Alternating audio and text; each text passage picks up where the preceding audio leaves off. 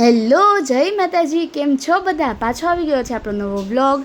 અમે નીકળી ગયા છીએ મામાના ઘરે જવા માટે.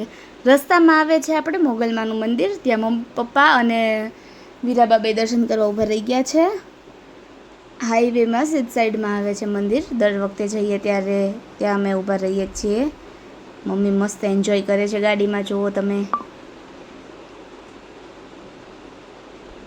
અને બસ જો હાઈવેનો વ્યૂ કંઈક આવો છે. તડકો બહુ જ છે અત્યારે ભાવનગરમાં, તો હમણાં બહુ જ તડકા પડે છે, જોઈ રહેવાતું નથી. અમે સવારે વહેલા 8 વાગે નીકળી ગયા હતા મામાના ઘરે જવા માટે, એટલે 1:30-2 વાગ્યા બાજુ પહોંચી ગયા હતા ધ્રાફા. મારા મામાનું ઘર છે ધ્રાફા. અને અત્યારે જો અમે વચ્ચે ઊભા રહ્યા હતા ઓનેસ્ટે. નાસ્તો કોઈ સવારે કર્યો નહોતો, એટલે બધા નાસ્તા પાણી કરવા ઊભા રહી ગયા હતા. જો એ હતી અમારી સ્કોર્પિયો. અહીંયા જો બસ જઈએ છીએ અત્યારે, મસ્ત નાસ્તો કરશું. જો નાસ્તામાં આપણે આવી ગયા છે પૌવા અને ઉત્તપમ. ઉત્તપમ નહોતા સારા, બહુ જાડા બહુ હતા, અને ઘરે કરતા હોય એની કરતાં એકદમ અલગ હતા, તો કોઈને ભાવ્યા નહીં ટેસ્ટમાં. અમારે જો અહીંયા વીરાબાઈ તે મોઢા બગાડતા હતા, પપ્પાને તે ન ભાવ્યા, નહોતી મજા આવતી કાંઈ. એટલે પછી અમે આઈસ્ક્રીમ લઈ લીધો, આઈસ્ક્રીમ ખાધો બધાએ. અને આ છે, અમે ધ્રાફા પહોંચી ગયા અને અમે વાડીએ જતા હતા ત્યારનો સીન. સાંજે અમે વાડીએ ગયા બધા, અને આવ્યા એ જ દિવસે અમે ડાયરેક્ટ નાહવા જતા રહ્યા હતા. જો બધા બાળકો કેવા એન્જોય કરે છે. માસીબાઈ તો બધાના વિડીયોઝ લે છે. આ રહી અમારી ગાડી, અને વાડીએ છે પ્લાન્ટ આખું. અહીંયા બ્રિક્સ બને છે સ્ક્વેર શેપની. 2 હોજ છે, આ વાળો મોટો હોજ છે. એ પાણી થોડુંક ગંદુ હતું એક સાઈડ, અને એક સાઈડ સારું હતું. તો મોટા હોજમાં અમે બધા નાહ્યા, નાના હોજમાં બધા બાળકો નાના નાહ્યા. આ જો અત્યારે આ વીરાબાની બધા તો અંદર આવી ગયા, પાછું પાણી ઓછું હતું એટલે એ લોકોને લઈ લીધા હતા અંદર. અને આ છે એ દિવસે રાતનું. માસીબા વઘારતા હતા શાક. અમારે ધ્રાફામાં પ્રથા છે, બધાય ઘરે રાત્રે સેવ ટમેટાનું શાક જ બને મોસ્ટલી. કોઈક દિવસ જ કંઈક અલગ હોય, બાકી સેવનું શાક જ હોય. તો સેવનું શાક વઘારતા હતા.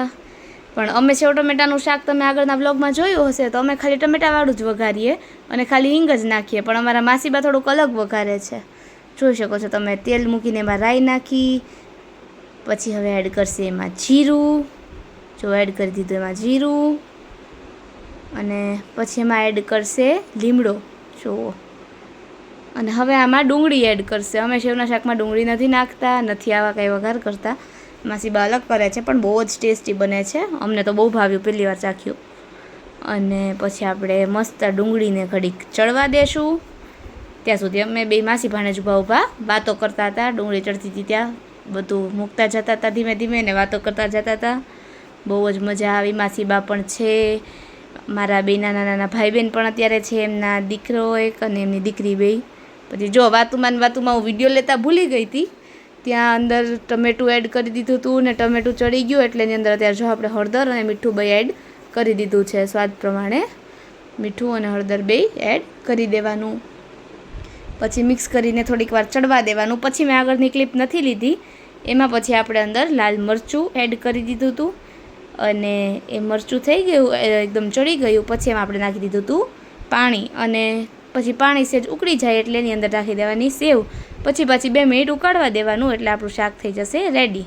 જો લસણ અને મરચાંની આપણે જે ઘરે પેસ્ટ કરીએ છીએ એ જ તે અહીંયા તે એ જ અમે યુઝ કરીએ છીએ, કોરું મરચું નથી નાખતા. એટલે એ એડ કરી દીધું, અને પછી એની અંદર પાણી નાખીને સેવ નાખીને ઉકાળી દીધું, એટલે આપણું શાક થઈ ગયું રેડી. ઉપરથી ધાણા જીરું અને કોથમીર બે આપણે એડ કરી દેવાની. તો આ હોય અમારું રાતનું મેનુ. સાથે હોય રોટલા ભાખરી, જેને જે જમવું હોય એ. અને રાત્રે વીરાબાને વાળ સ્ટ્રેટ કરવા હતા. જુઓ એના વાળ કેટલા ફ્રીઝી છે. અને જો આ એક સાઈડ મેં સ્ટ્રેટ કરી દીધા છે, 2 પાર્ટ કરીને કર્યા હતા. એક સાઈડ જો કેટલા મસ્ત થઈ ગયા, અને એક સાઈડ એકદમ ફ્રીઝી, જોઈ શકો છો તમે ડિફરન્સ. અને બીજા દિવસે સવારે મામા લઈ આવ્યા હતા ઘરે ગલુડિયા. અમારે વાડીએ મોન્ટી કરીને કૂતરું છે, એના ગલુડિયા છે આ.